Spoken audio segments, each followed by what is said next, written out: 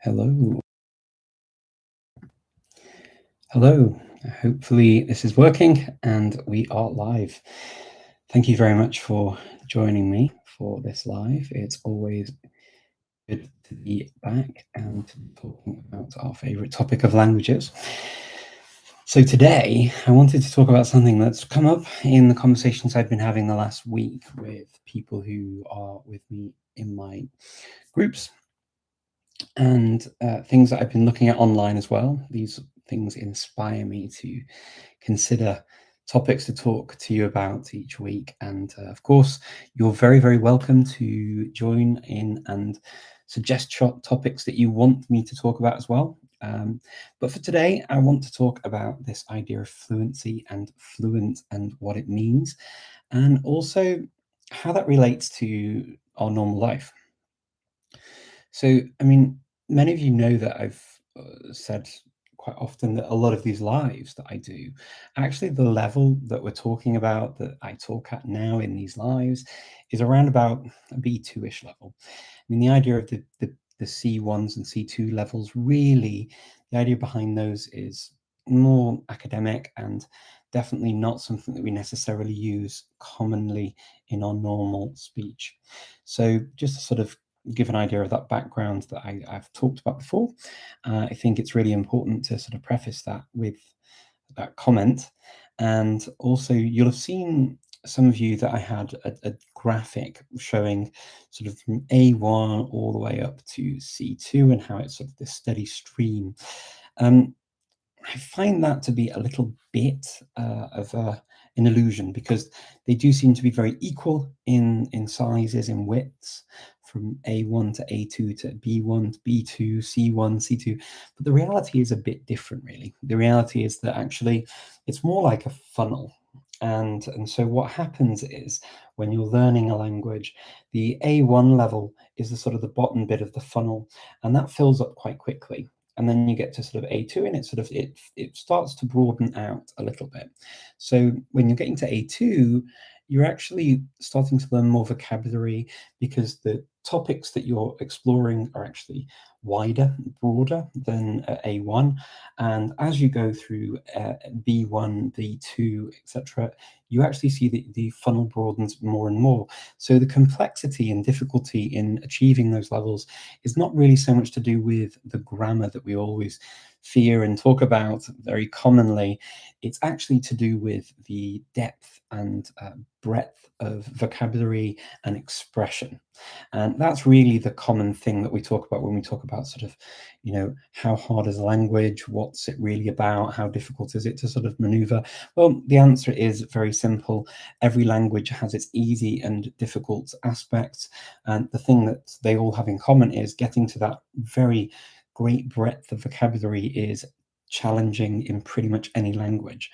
Now, that also has a lot of caveats, but we won't go into all the caveats today. I think that maybe that isn't the place for this when we're talking about fluency. I saw a nice video on TikTok that sort of reminded me of this thing on fluency, and I thought it was worth reiterating this point. The fact is that fluency can occur at any level in a language. So I'm just going to give you an example. When I first started learning Turkish, I posted my videos after I'd finished the A1 level, and then again when I'd finished the A2 level. And the comments I often got from people was, "Oh, that level of A1 that you wrote isn't really A1, that must be A2, surely." Or, "That level isn't really A2, that's more like a B1 sounding level." Um, Now, the reason why people were overestimating my level, and the fact is that I just completed an A1 exam and I just completed an A2 exam. So there was no way I could actually be beyond that level in terms of how it was laid out. The books were targeted at achieving those levels against the CEFR framework for languages. Now, these are the frameworks set out that are widely used in Europe and often commonly heard of in other parts of the world too. And what they do, and you can definitely Google this if you don't know this framework, is it will show you exactly what you're supposed to know. Well, exactly. It will give you an idea of a framework of what you're supposed to know at each level. Now, when I did these exams, there is no way that I could have been any higher than the level I was at. I'd actually sat an exam, I passed the exam, and so I was just doing a video to show what I could do at that level. Now, there is a difference here, and this is that when I passed those exams, I was passing them with around about 95 or so percent of the full extent of the exam. So I basically knew that kind of amount of the syllabus, the vocabulary, the grammar, and I felt very comfortable with it. And I think what we often forget is that fluency is more about being comfortable with material, being able to manipulate it, and being able to change things in and out in quite a fluid manner so that we really feel that we are fluent at that level. Now, fluency can occur with a basic level in a language even. And what that means is that you can basically have, say, 1,200 words in a language, which may sound like a lot on the face of it, but isn't, in the grand scheme of things, a huge amount of vocabulary. But you might be able to manipulate that vocabulary very, very well to be able to articulate what you want to describe. You may have enough of that vocabulary to be able to ask questions if you don't understand a reply. And therefore, when you start speaking to a speaker of the language, yes, they may adjust their language because they realize you've got some limitations in how you speak, but you are able to manipulate the language in a fluid and fluent manner. Now, that can happen, I would say, realistically, at the A1 level, yeah, okay, you can feel happy going on holiday and doing your things.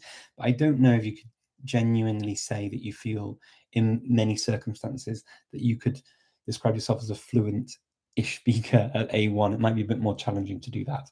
I'm definitely open to people challenging me on that conclusion, but certainly from A2, if you finished all of the A2 materials, you can get around pretty well. And in fact, if you look on the CEFR images that you see, there is kind of a blurry bit between this A2 and B1.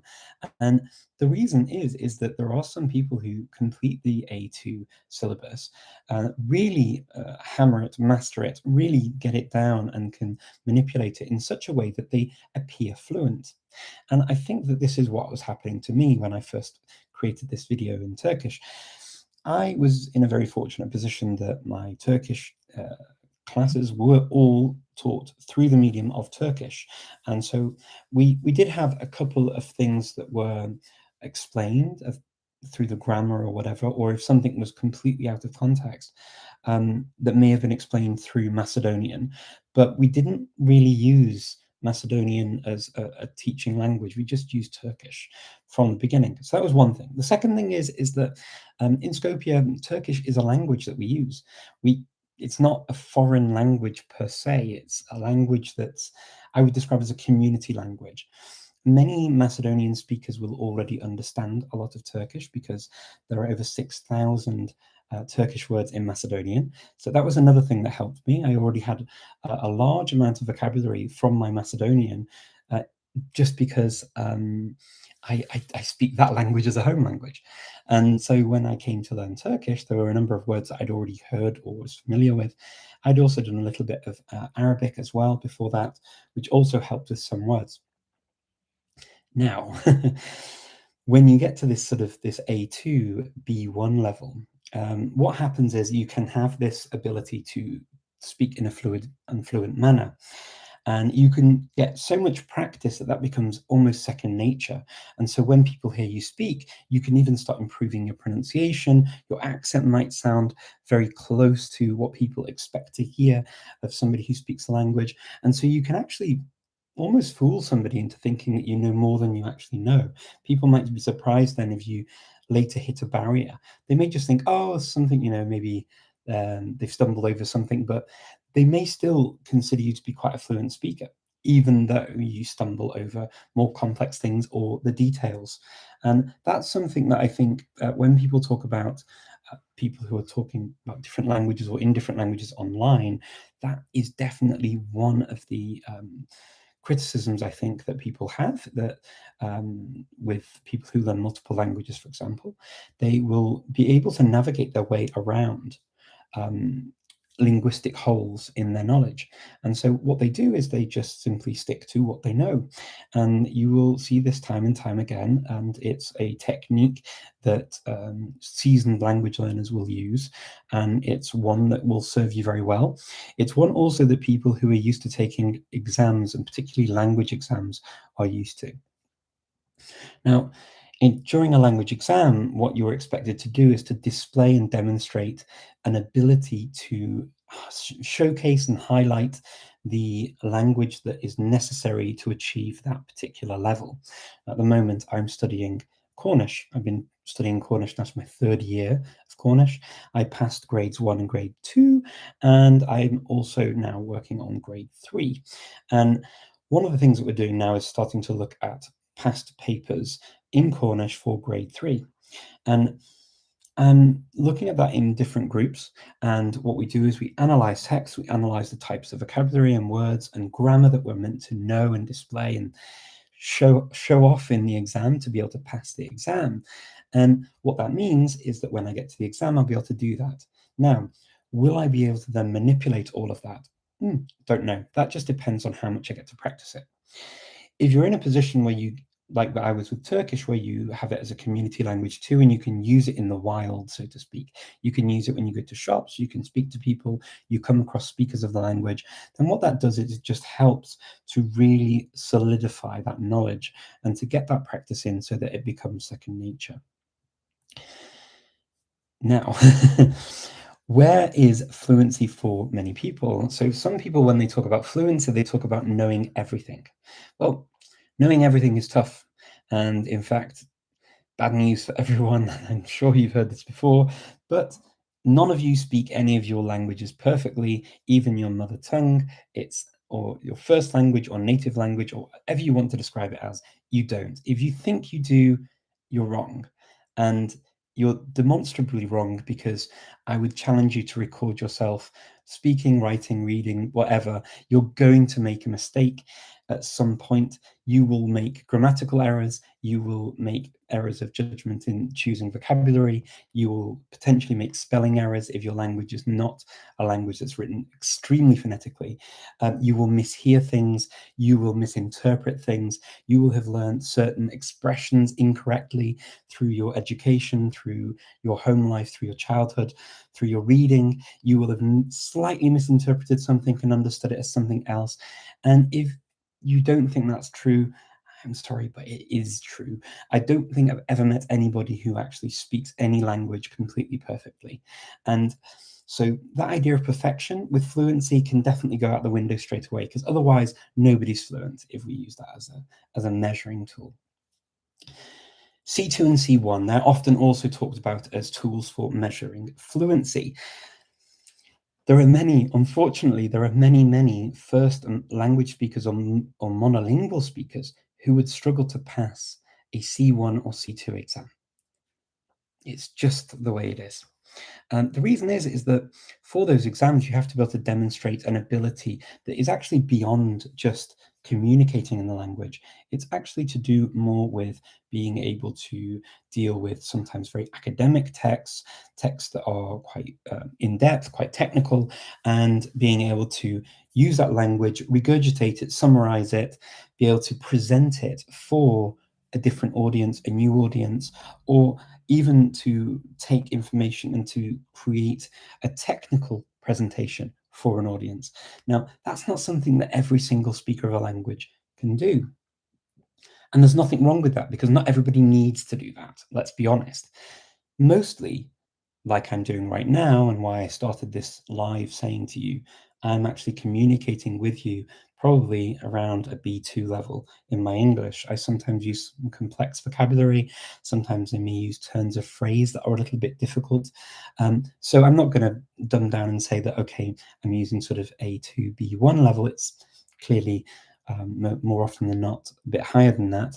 But it's often also, it could be described, and a lot of stuff that I'm using would be and sit at quite comfortably at this A2B1 level as well, because when we're speaking, we go up and down with the level of complexity that we use in our language. It's not just that we stay at one level. We actually involve all of these levels together when we speak. So that said, we've now got rid of perfection, so that's not fluent. I'm going to take C1 and C2 out of the mix as well, because otherwise we have to start describing monolingual speakers of a language who can't pass those levels as not fluent, and that's clearly just nonsensical. It really doesn't make any sense whatsoever. So let's take those out of the mix as well. Now we're left with kind of B2, and B2 I think is a fairly, if you've mastered B2, then it's fair to say that you're pretty fluent in the language. I mean, you're going to make mistakes probably still, and you may not be completely perfect. You may miss things, you may still not quite get things, and you may need explanations. But hey, who doesn't? There are people who have been speaking one language alone for many, many years, and they'll still come across vocabulary and expressions that they're not familiar with, particularly when you take a language like English that is so rich in expression and in vocabulary and has so much going on that really it's going to be quite tough.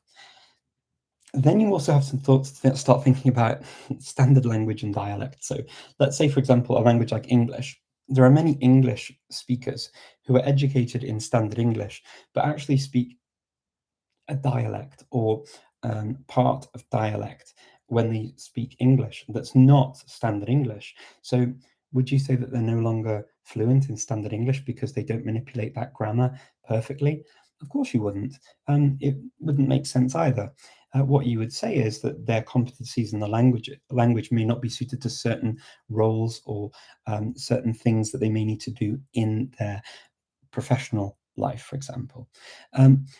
But that's not the end of the world. They can also use tools to be able to do that.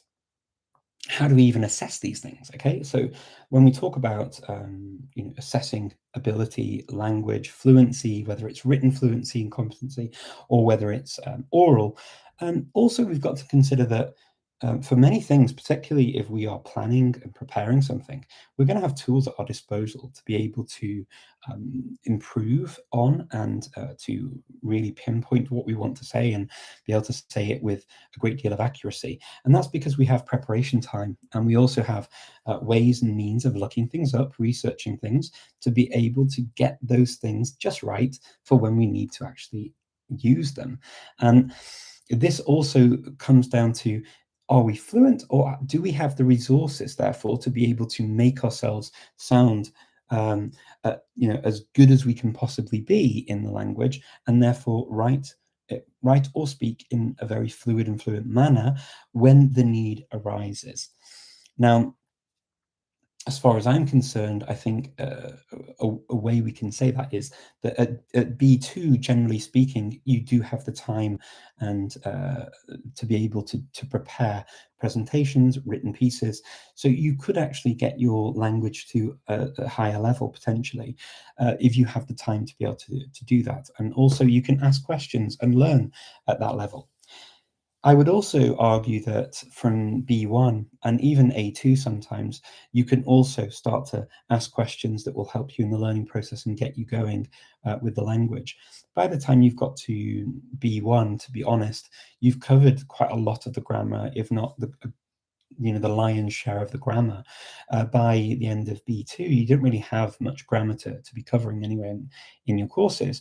It's then very much down to learning different genres and different ways to manipulate the language for different audiences. But for even, I would argue, B1 speakers of a language, you could definitely say that fluency is maybe not a given, but something that can occur. For A2 as well, potentially, if you've practiced it enough, you may be fluent for certain situations. You may not have the ability to really go into a lot more detail, but you could still be arguably fluent at those levels as well. So the question then becomes, how useful is the term fluent? Now, it remains, as you can see, very subjective. Even my answer to this question has taken so long to give to you, and it's not something that I can easily say, okay, look, fluency is this, fluency is that. It just isn't. Fluency, quite literally, is being able to use and manipulate language at a given level where you feel comfortable and at ease and can ask questions and learn possibly from it. I would say this then makes the language question about fluency almost redundant. I've definitely met people in my experience of looking for people, whether it's professionally or socially, who have sat certain exams. They've maybe done even a C2 exam, and I've been quite surprised at their ability to have a spontaneous conversation with me in a given language. But that doesn't mean to say that they haven't still showed those competencies in an exam situation where they needed to display certain abilities at a given time. So that's kind of where I am with my thoughts on fluency and where I am with my thoughts on the CEFR levels. I do find those levels to be quite useful in that it does give a nice sort of idea of what people can and can't do at certain levels, generally speaking. I will also preface this with one other thing that I think I do need to mention, and that is the pass rate for my Turkish, for example, was 62%. And if you get 62% and you pass as a bare pass for Turkish at any given level, whether it's A1, A2, B1, whatever it is, and you get somebody who passes with 90 to 100%, you're talking about a 30% difference. That's like a third of the whole knowledge of that level is missing in one person to another, and they both hold the same diploma showing competency at A1 or A2 or B1 or B2, whatever it is. It's a big difference, isn't it? And so I would say that those kinds of differences that we see would probably highlight to you an ability to master the that level and to actually just pass that level. And so that's possibly where we're talking about this fluency at a given level might be indicated by a result. It also may not. Might be somebody who's very, very good at studying and preparing for an exam and can just cram it in, and they have enough of the knowledge to be able to know what they need to show off and when to show it off. Who knows, right? It's not so simple. I hope that was useful. Let me see. I see there are lots of questions, and I apologize. I speak at the start of these for a long time, I know. And then I do my best to catch up with the questions. So let me just have a look and see if I can catch up. I'm on Instagram and on YouTube, so I will do my best to look at both, and I will see if I can find nice questions. Okay. Okay. If I had to choose between French, German, or Portuguese, which would I choose and why?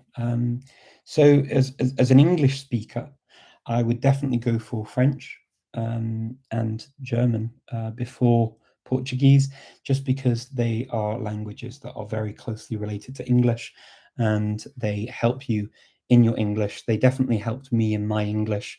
French helped me with my English vocabulary, and German helped me understand English grammar better. Um, is there a language you never would learn? Um, you know, no, no. I would study any language pretty much. I like all languages. I don't have any sort of desire not to learn a particular language. There have been languages that I thought I wouldn't learn, and then I did study them a little bit. But that was because they were similar to other languages I already speak, and I thought that it would be a bit too confusing. And to be honest, it was, but I still don't regret having studied them.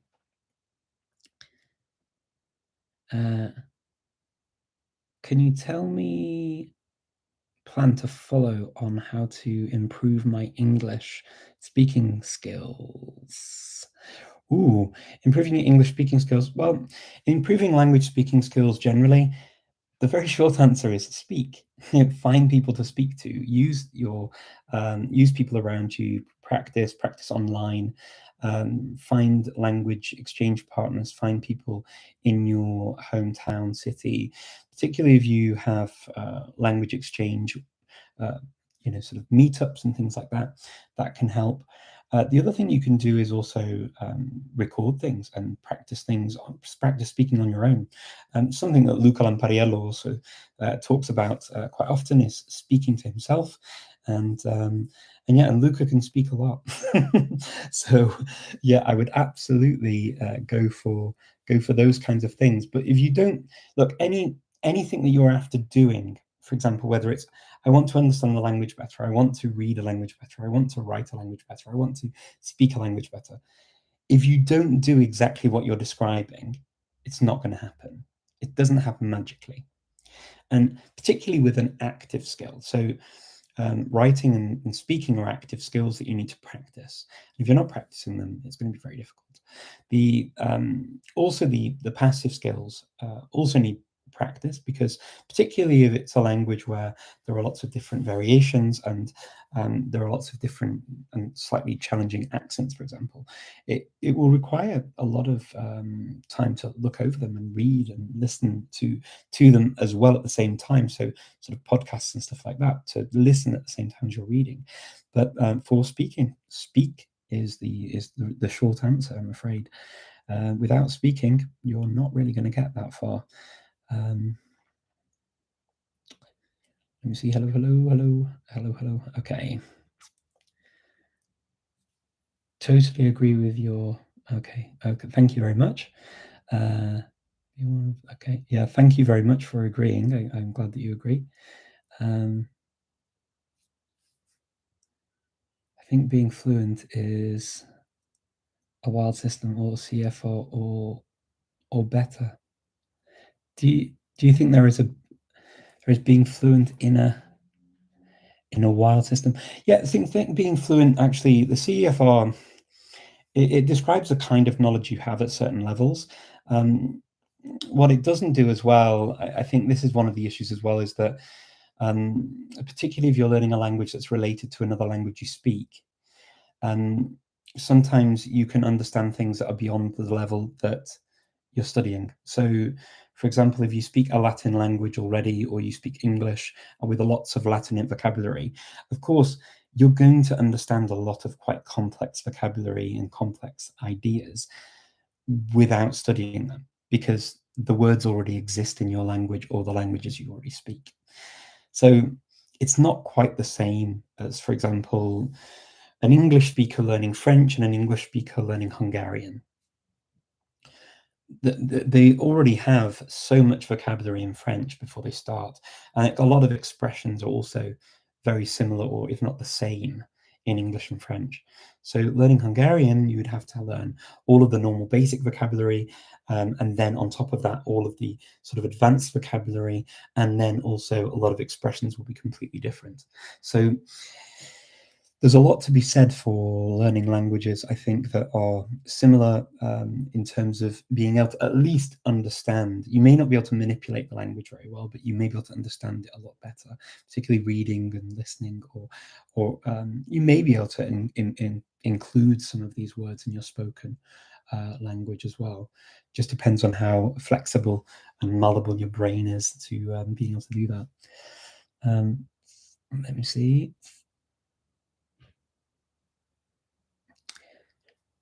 How do you feel about the advent of what's this? A engage learning. Will it become obsolete in the future to learn a language? Will it become obsolete? I'm going to say no. I don't think it'll become obsolete, because I think there are other reasons to learn languages. It's not just with AI, yeah. So, for example, okay, yeah, AI will help to facilitate understanding. I think that it's gonna continue to improve. Will learning a language become obsolete, though? Not necessarily, no, because you, I mean, people will want to be able to, almost like you do a Sudoku. Let's say it gets to a point where it can do most of the jobs. Almost like a Sudoku, you're going to want to be able to crack the code of a language, and really doing that, the biggest high is being able to do that in an oral fashion, so speaking it and using it. And people enjoy communication, they enjoy these kinds of fun things. Why do people create languages and then speak them? Why? And also AI. At the moment, I think we've got a way to go before we get to a point where we can rely on AI. It's improving quickly. It's doing a lot better, but a lot of the stuff that you see coming out of it is quite garbled and incorrect on occasion as well. So I don't know how far we can trust it for everything just yet. And certainly there are a number of languages that are not very good because there's not the corpus available in every single language. So the corpus, when I talk about a corpus, I mean a sort of an amount of material that AI can draw upon to create answers, arguments, translations, all that kind of stuff. And we don't have that for all of the languages. So there are still going to be languages that for quite a while yet, I think still we need to sort of learn, we need to help to get information, develop even materials to bring them online so that a corpus can be developed fully. So yeah, I don't think that's there yet. And I think that even if all of that were there, I think there are still going to be people who want to learn languages. There are benefits to the brain for learning languages as well. I mean, it's that plasticity, neuroplasticity is quite important, and it plays a big role in that. So also, it's fun. I mean, it's fun to speak another language. It's a great challenge, and yeah. Let me see.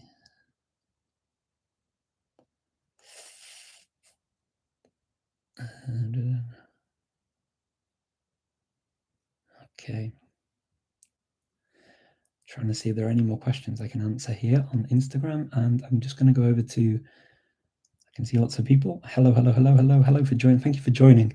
Remember to like the live and to sign up if you're not following me. Please do, and please do like the live if you're enjoying it as well. Let me see. I'm going to go on to YouTube and just check to see the questions on here. So thank you so much for bearing with me. Buonasera, wie schön. Hello. I'm watching UK. Cool. Thank you, Terrell. That's nice of you to say. Okay. What proficiency certificates do you recommend for Arabic and Turkish? So for Turkish, it's very easy for me to recommend. It's the Yunus Emre Institute, and they have Yunus Emre Institutes around the world. So they are able to issue and certificates for all. I think they send them to Turkey, but they're able to issue you with them. That's where I studied my Turkish at Yunus Emre. For Arabic, I'm not sure off the top of my head. I don't know if they have. If they do, and please, if anybody knows this information, let me know. When I studied Arabic, I didn't have it. Have that option to do A1, A2, B1, etc. Turkish was really the first language that I could really study those CEFR levels, and so yeah, for Turkish it's simple. Yunus Emre. So that's YUNUS space Emre EMRE Institute, and you will find them. They have them in London. They have them in Tbilisi. They have them in the Balkans, all around the Balkans as well. So yeah, you should be able to find. I think they have some in some of the Arabic-speaking countries too, but they have them in a few places. Okay.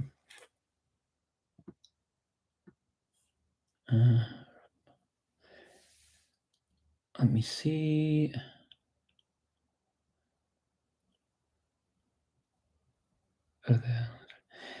¿Qué piensas sobre aprender los diferentes acentos para llegar a un nivel altísimo? A mí, por ejemplo, me hace falta adoptarme ciertos acentos latinos como el venezolano, el cubano, etcétera. Pues solo así, escuchando cosas en otros idiomas, eso, o en otros dialectos, otras variedades del idioma, eso sí que es muy importante. Y luego, pues, eso, practicar, hablando con la gente. Pero hay que elegir un dialecto, un acento, una variedad del idioma para empezar, porque, como por ejemplo, con el español para hablar tienes que tener tu español, ¿no? Y luego para entender mejor otra variedad de español, pues lo mejor es escuchar, viajar si es posible, ¿no? Pero, y luego, pues, eso, escuchando el idioma, porque sin escuchar el idioma, pues, ¿cómo vas a lograr? Hay esto de Radio Garden que hay en el internet, que se puede utilizar para buscar canales de radio en varios lugares, ¿no? Y así que puede elegir, escoger, por ejemplo, no sé, de Venezuela o de Cuba o lo que sea, y escuchar el idioma de ahí y la forma de hablar. Así que va a tener una diferencia bastante interesante y grande, yo diría. Pues, um, eso para C2, etcétera. Sí, es verdad. Okay. As you mentioned, it's possible to pass the B2 exam just by going through the corresponding exam pattern again and again with previous model papers. In fact, I'm going to take the B2 exam next week. So yeah, I mean, the thing that they're looking for in these exams is your ability to demonstrate the things that they are teaching at that level. So the core thing to be able to do, and this is why all of these books have sort of in this lesson you will learn, and they have each unit, right? You will learn this, this, this, and this, and this. You need to be able to demonstrate that you've done and learned those things because they're the things that are designed for that level. And you have to be able to demonstrate that you can do and know and manipulate those structures or that type of vocabulary or whatever it is that they have. So yes, and going through past papers is quite important because it will show you what you need to do. Particularly focus on things like what type of questions come up, because the questions come up again and again and again, the topics that they choose, and have some things prepared. Have some sort of think, for arguments, for example, on one hand, on the other hand, etc., etc. Those kinds of things. You want to make sure that you can just add them in and pepper and flour, sort of pepper them into your writing, and be able to manipulate the writing so that you're writing about things you feel confident and comfortable about as well. So yeah, you can prepare for those types of exams. Sometimes, as soon as you get further up, obviously, it can get more random what the thing will be because there are so many topics that they can choose from. But yeah, that's the kind of thing you should really be doing. The B2 exam, I think, is still fairly doable in that way. I think the other ones are too, because you need to be able to demonstrate certain things.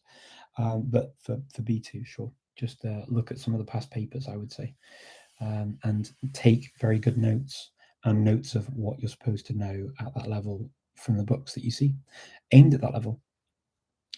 I've just watched the video you made while you were learning Icelandic, and that was really inspiring. Thank you so much. Thank you very much. I'm glad you enjoyed it. I was wondering about getting to A2 means finishing A2 materials or being able to use those materials. I don't know what to say when people ask your level. Okay, because you're basically doing, because you can't talk at that level. Really, really good question, actually. So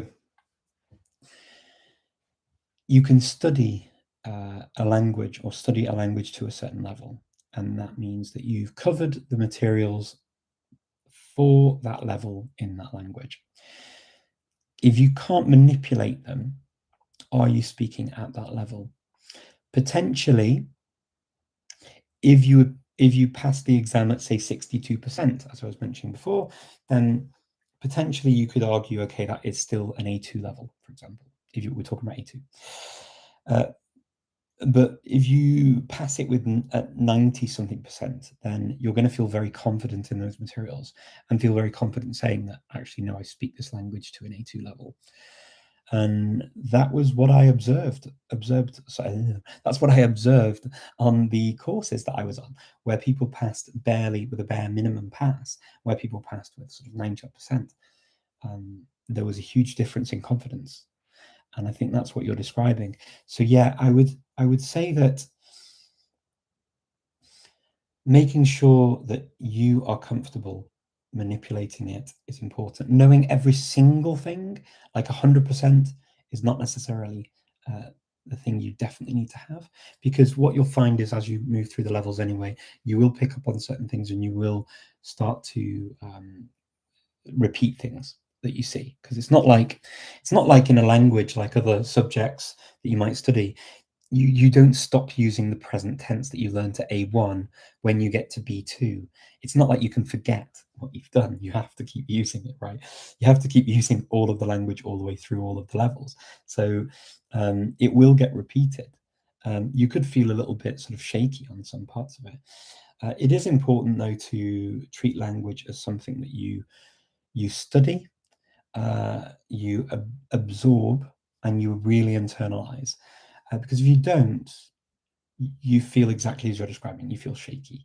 And if you just cover lots and lots of materials very quickly, sometimes that can be the worst thing to do, because you remember that you've covered lots of things, and then you also remember you've forgotten all those things. So it can make you feel less confident, ironically, if you go through very quickly and you feel like you've got through lots of stuff, because it needs to be completely internalized. Language learning is overlearning. It's something that needs to be made part of who you are, what you do. And so, yeah, absolutely. Make sure that you, you feel that it's internalized. Good afternoon from Brazil. Good afternoon. Have I learnt Sinhala? Not yet, Flavio. No, not yet. Does knowing a perfect grammar in my native language could really help me reach a better understanding of foreign languages? Yes, absolutely. So knowing grammar well, it can really help, because it helps you to understand and give you a comparison and a point of reference. So you can kind of reference different things. It does help. It helps you when people are trying to describe things, particularly. So if you know, for example, in English, for example, I, me, mine, if when we learn that in English, we don't really learn so much about what that is. We normally just tend to learn I is the subject pronoun, me is the direct object pronoun, and the mine is kind of possessive. So if we were to learn that as nominative, accusative, and genitive, then that would help us to make more sense of languages with cases, because we would also understand that, okay, these are the remnants of a case system in English. And so when you wouldn't get as confused by certain forms in another language and why they're important. So these kinds of things I do think are useful. Knowing what a direct and indirect, what difference between a direct and indirect object is. These kinds of things are important. Knowing what plurals are, what agreement is, what all these things are kind of useful. Knowing the different tense names in English, for example, and do they have corresponding tenses in the other language? So sometimes that doesn't exist. If you're learning other languages in the Germanic group, and knowing what a strong verb is quite important, because we have them in English. People don't talk about them. As English speakers, we don't talk about them. Often second language learners will learn what strong verbs are, but we don't tend to, as English speakers, be quite conscious of these things. But knowing them then helps you to make comparisons between, for example, swim, swam, swum in English, which is a strong verb, because we change the vowel from swim to swam to swum, and that then has a direct correlation to the same verb in German, in Swedish, in Icelandic, in Danish, Norwegian, etc., etc., etc. It just does help to sort of get some shortcuts in, I think, in the learning as well. So, yeah, I think it's useful to know if you have that knowledge. Please describe any one of your eureka moments in your language learning journey. Wow.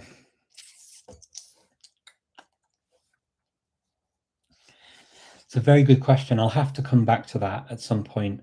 I may have to make short things about eureka moments. That's a nice idea. I can't think of anything off the top of my head.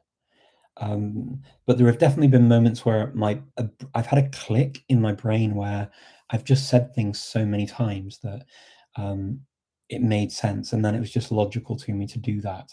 And particularly one of those things that happened to me was German word order. So that just one day made sense to me, and I got it, and I didn't really make mistakes with it. I mean, I may misspeak, but generally I don't make mistakes with putting the verb at the end of the sentence, and that was quite an alien thing, and I think often is described as an alien thing for many people. But yeah, that's possibly one, but there'll be others, and also particularly with vocabulary, like why we say a certain thing. And yeah, so things that you sort of combine. So when I was younger and we learned peligroso is dangerous in Spanish, and we're like, why is it peligroso? It's so different. And then we have in Welsh periglis, which is also dangerous. And there's obviously periglis and peligroso, they sound very similar, right? But then you think of the word peril in English, at your peril. We don't use it very often. We use it in that kind of phrase, and but that's what it means. Your danger. It's also a word for danger in English. So it's funny when you make those kind of links between words from one language to another, to another, to another, to another. Yeah. And another word that I made a link to a couple of years ago, even I didn't even realize, was methymenos in Greek, which is drunk, and the word in Welsh also is basically the same for drunk, and then the word amethyst is linked to that word. It literally means you don't get drunk with an amethyst, because the priests would drink out of an amethyst goblet to finish off the communion wine instead of throwing it away, because it had already been blessed, so it couldn't be thrown away, and it was meant to not get them drunk. So amethyst is called an amethyst because it means it doesn't get you drunk. But this word also exists in Welsh, and and also in Cornish. So whenever I hear these words, it's kind of, yeah, making those links is very cool. Luca also recently associated fluency with B2. Oh, did he? Okay, cool. Yeah, I would agree with him then. Yeah, that's cool. I think that it is a sensible benchmark for general purposes. If you can get a B2 in a target language, apply anything beyond, absolutely is a bonus. I think that's exactly. I mean, I'm glad to hear actually that Luca had the same conclusion. I'm not entirely surprised. I'm really not entirely surprised. Because it does make sense. I mean, if you had to pick one level that was, I think generally almost anyone could describe as fluent. I would definitely pick the B2 level for sure. But yeah, I would, just the caveats. But I'm glad that you've told me that. Thank you for confirming it. When would you feel comfortable putting that you speak a language on a resume? This is a very good question, and actually one I've been looking at recently. So depending on what you're going to do with the language, I think is the question. So sometimes, even if you're starting to learn a language and it's a basic level, like not even A1, it might be worth putting it on, because you don't know who's on the teams and what kind of experience they have with the language and how it looks to them that you're interested in the language. It could also be that in the future, if you've got clients or you've got people that you can make a connection with over even a few words in a language, it can make the world of difference in a room if you can say a couple of words.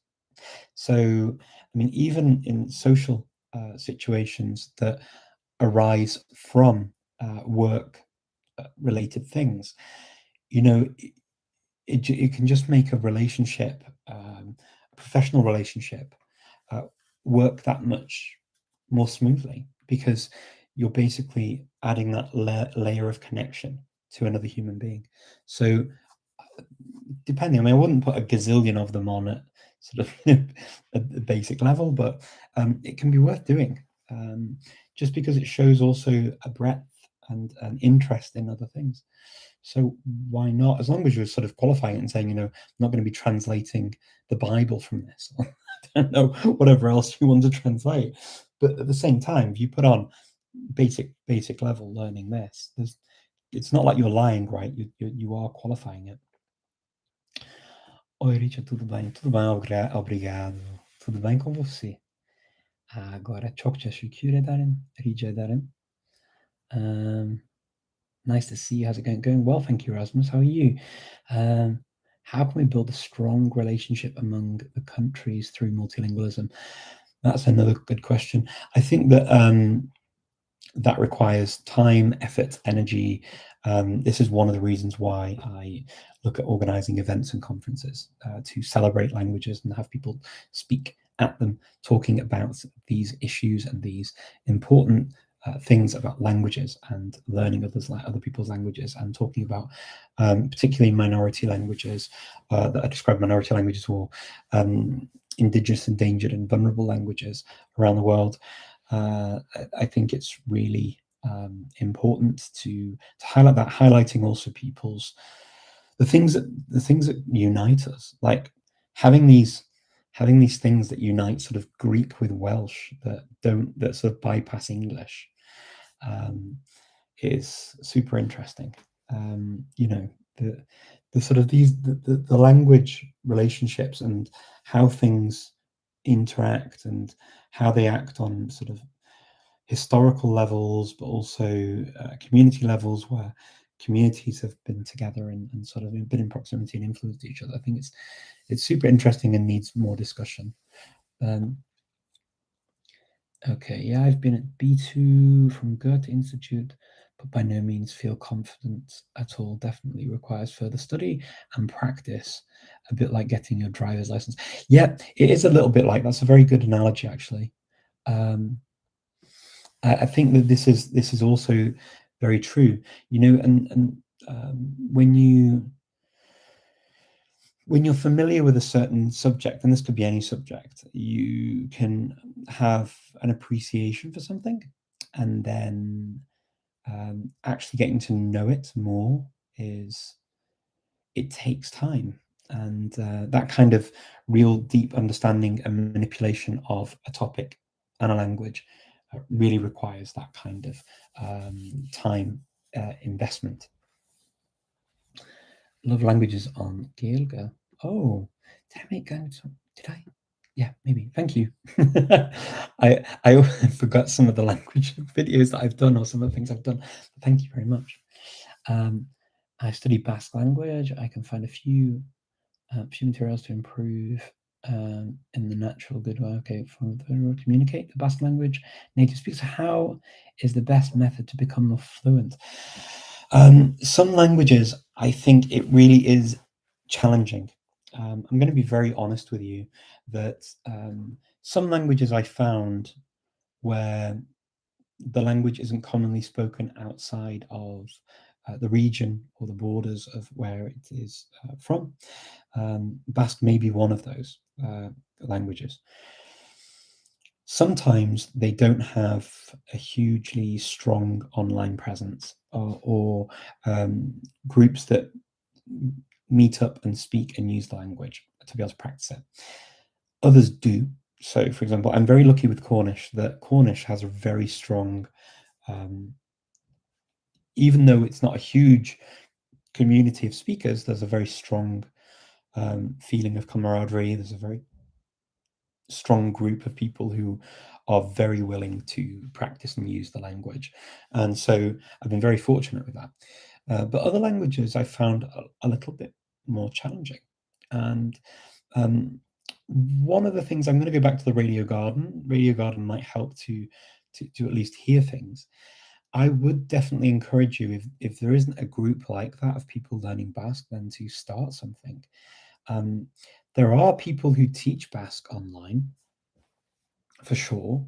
There are definitely institutions that are supported by the government as well, and so I would definitely look to those to see what kind of things are online.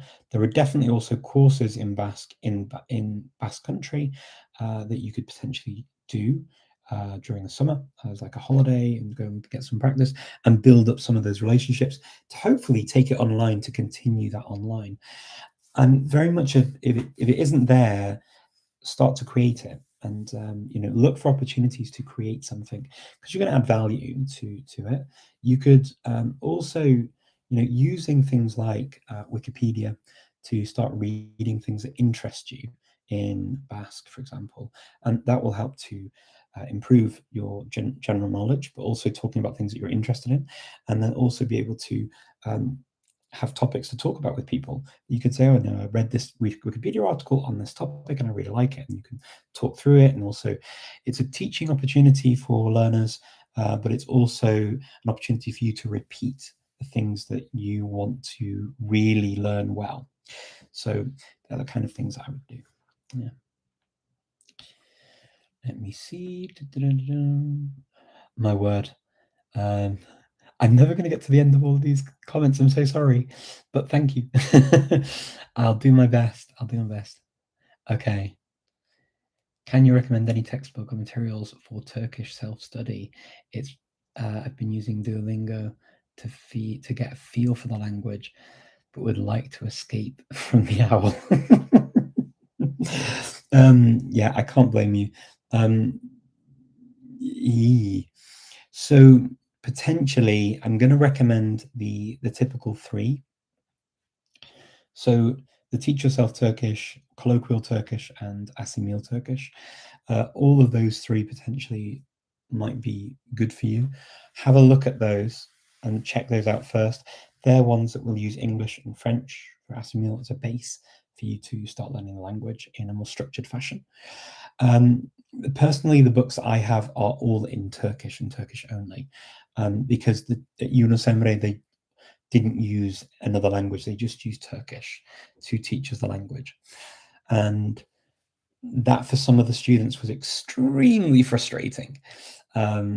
I was used to it because I learned Spanish that way at school. Our Spanish teacher refused to speak English to us during lessons. And so we just had to learn everything through Spanish alone. And I've been through that process a few times since then too. So doing that in Turkish didn't faze me too much, but it freaked a lot of people out. If you're not freaked out by that, then there are a few resources that you could potentially do. I'm just trying to think what they're called. I've got them on my shelf somewhere. I'm just looking to see if I can see them. So one of them is called Yeni Hitit, which is the one we used for all the way to B1 level. And then the other one, I can't see the title from here, but there's another one that's quite nice as well. But there are a few books like that that are around. I'll write the names down in the description on the YouTube video so that you can see afterwards as well. But yeah, there are books like that. But Yeni Hitit is the one that I learned from in the beginning. We did Yeni Hitit 1, 2, and I don't know if I did 3, part of 3, maybe. Yeah. Okay, let me see if I can see a few more questions here on Instagram, and I will do my best to see if I can answer some questions. Let's see. Okay. You can also confirm this with German. Yeah, this thing with passing the exam and then how you feel. It can often be a very different thing, right? You feel very excited because you passed the exam, and then the knowledge doesn't feel like it fits with what you've done and what you've got on your certificate. I can get that completely. Did you constantly decide to learn lots of languages, or has it happened without a long-term plan? Partly yes, and partly no. So yes, in that I didn't necessarily plan to learn the languages I learned. I actually, like many people who learn languages, I used to always make these lists of languages when I was a lot younger, saying which languages I want to learn. Sometimes I still do languages I'd like to explore and study, and just to try and kind of actually narrow my thoughts and to be realistic about what's possible and what I can do. Um, but there are languages that I studied and learnt to a high level that I had never imagined that I would study and learn. My home language, Macedonian, I had no idea when I was, as a young Brit. I mean, how many Brits think, oh, you know what, I'll go and study Macedonian? It's just not one of the languages that you imagine you're going to learn. And to be fair, there are very few resources. So it wasn't really one of the languages I imagined I'd learn, but here I am. Um, you know, having now been speaking it now, how long? I keep saying 17 years, but it's not. It must be longer. I think it's more like 19 years that I've been speaking Macedonian. So we're coming on for 2 decades that it's almost half my life. I mean, that I've been speaking Macedonian as a home language. It's a long time. But yeah, if you'd have asked me when I was younger, was that on my list? No. So a lot of them have been accidents. In accidents. I mean, things have happened in my life for as a real reason for me to learn them, right? And but it was never something that I planned sort of way in advance. One thing I will say is that I definitely did used to think of learning, all of these really weird and wonderful languages from very different parts of the world, and reality bites. I mean, the languages I can actually speak and use are the ones that I tend to stick to. So certainly don't go down that rabbit hole of trying to speak um, lots of languages to a high level that are just from very different continents that I don't really have and don't intersect in any way in my life. So that's one of the reasons why I ended up learning Turkish, because it intersects now in my life, or Albanian, or Serbian, or Bulgarian, or whatever else. They intersect with my life, so it makes sense to learn them, right? But yeah, partly I did daydream about sort of it, but that was really it. But yeah, it's more been languages chose me than me choosing languages in the end, if I'm very honest. Okay. Radio Garden is it's geo-blocked in the UK. Oh my word. Isn't the UK terrible? What a naughty place. Oh no. Um I don't know. A VPN's legal in the UK. Can you use a VPN to bypass that? That's a real shame if it's blocked. That's a real shame. Okay. Let me see. Hello to everyone joining, by the way. Thank you for joining now. I appreciate it. I'm just going to finish up with a couple more questions. I think is possibly how I can do this. What's your opinion about developing a language core? A language core. Is that the Luca? Is that a Luca thing? Language core. It feels like a Luca thing. Have I heard it from Luca? Is that the idea that you build up a certain set of languages that are your core languages? Is that the idea? I think if you're learning languages seriously for a number of years, that tends to happen naturally. Is my thought. I don't know if it's something I necessarily would say you have to choose. As an English speaker, all I'll say is that I found it very, very beneficial to speak German and French to improve my English, and then to use that as a very good core or base to then go on to other languages from those other groups, for sure. But yeah, developing a language core seems a bit more deliberate, and I would say that there are benefits, for example, for people who naturally have Arabic as a home language, and links to Arabic speaking countries, or Chinese, a Chinese language or variant, and then they have links to a community that speaks that as well. It makes sense to learn those. So your core could be different depending on where you are in the world. I would feel very tempted if I lived in a different part of the world to have a very different core set of languages, I guess. It just so happens that, moving to living in the Balkans, you develop a different core of languages that you use commonly.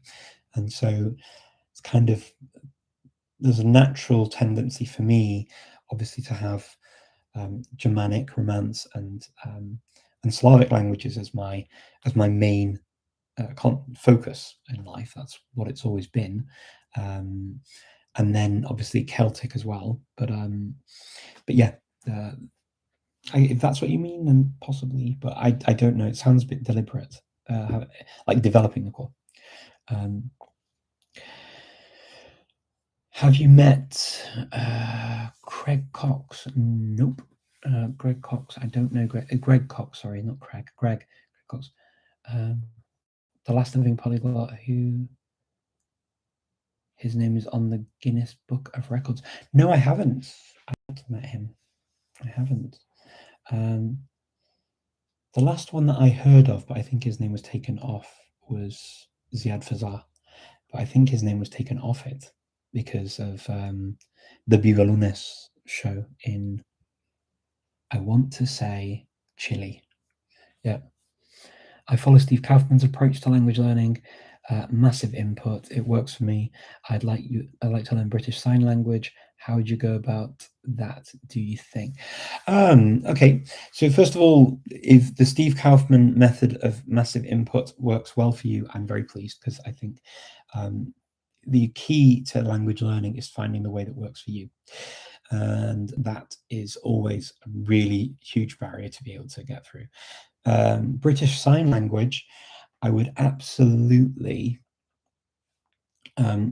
join groups and practice it, because unlike other languages that you can maybe read, listen to, and you can watch things with sign language, and definitely do watch things using British Sign Language to sort of improve, is actually practicing it a lot. I did British Sign Language at college in Chester, and I finished the level one exam, and so I did it for a year, and I really enjoyed it. But the fun of learning sign language is doing it with people, and getting to know the deaf community is like the biggest win in that for me. It was like, it opened up my eyes to so much in terms of deaf culture, deaf humor. Deaf humor is absolutely wicked. And I mean, it's really brutal. It's really brutal. Deaf humor is brutal. So absolutely, in a community, I think sign language is just one of those things that you're going to need to practice a lot. I love songs, actually. I love trying to learn songs. I used to. I've not done it for a while, but I used to love trying to learn songs in sign language, because that's really cool to do. I used to do it with my daughter, with these sort of years and years ago, sort of, twinkle twinkle little star, these kind of things, and then also the pop songs that people have created as well, which is cool. Okay. Yeah, it's a lot of fun. Yeah, absolutely. Loads of colleges do the sign language courses, so have a look for night schools and colleges that do it, because it's super cool. But there are also people that will teach it online nowadays as well, sign language. So you could actually find somebody who will teach you online, and you can have a video call, a Zoom call, and it's a lot more doable. Even on italki, oh, that was ASL. I don't know, there's BSL, but there are definitely people who will teach it online. Yeah.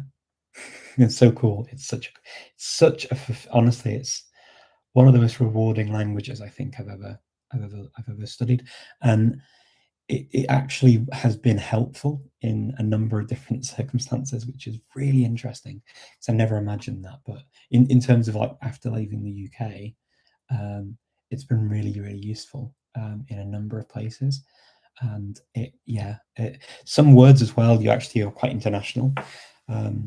I started learning Macedonian Sign Language at one point, and unfortunately COVID hit, and so I couldn't carry on, but I would love to carry on at some point. Fingers crossed in the future. Okay, I can see there are some more questions. Unfortunately, I'm going to have to go. It's been an hour and 10 minutes, and I get people telling me that my lives are too long as it is. So I really appreciate you coming. Please make sure you give me a thumbs up and a follow, And if you want to work with me on your language learning journey, your questions, feel free to connect with me on Patreon. We'll set up a meeting, we'll have a talk about your individual needs, and we'll talk through what you want to do and need to do. And remember, in April, I'm going to be in Edinburgh, and we're going to have a language event. Please feel free to reach out if you want to join that language event in Edinburgh. It's going to be a lot of fun, lots of opportunities to even talk. We'll be going out together in the evening for meals, drinks, and we'll get lots of opportunities to talk during the day as well.